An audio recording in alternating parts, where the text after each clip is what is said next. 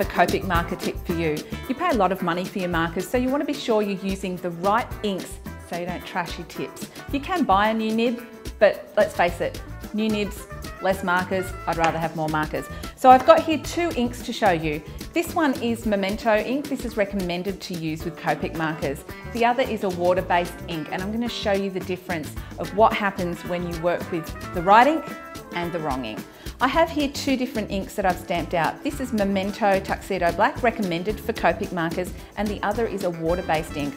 Today I'm using a pale ink, a pale marker, so you can see what happens. This is B60. When I saturate the paper, you can watch the colour bleed through the ink to the other side of this stamped image. And this is how you test your markers and your computer ink as well. And when that blue comes out the other side, it's coming out clean. It's not dragging any of the ink with it. If you run a test and the ink starts to bleed through, that's going to wreck the nib of your marker. So I'm going to show you what will happen on a water-based ink, and I'm not going to touch it with the actual nib. I'm just soaking the paper and watching it flow through the ink, and already I can see that it's starting to drag some of that brown ink with it. So now you know a water-based ink pad, it's not going to work with your Copic markers. Okay, so sometimes you might want to stamp a greeting on your card and you want it to coordinate, but you don't have the right colour ink pad.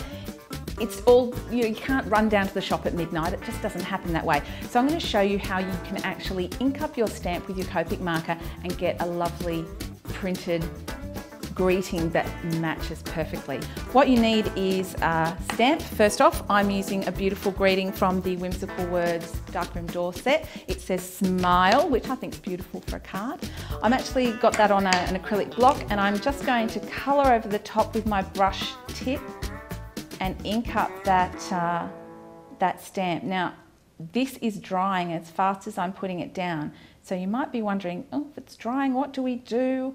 Well, it's very simple. You need your zero colourless blender on your Express It cardstock, and what you're going to do is colour, prime up the paper in your zero colourless blender in the area that your stamp is going to take, and you need to work a bit quickly.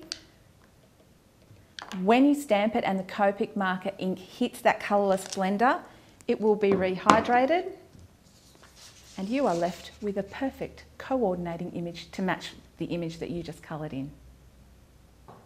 So there's a couple of tips so that you can get the most out of your Copic markers. Thank you for watching. See you next time.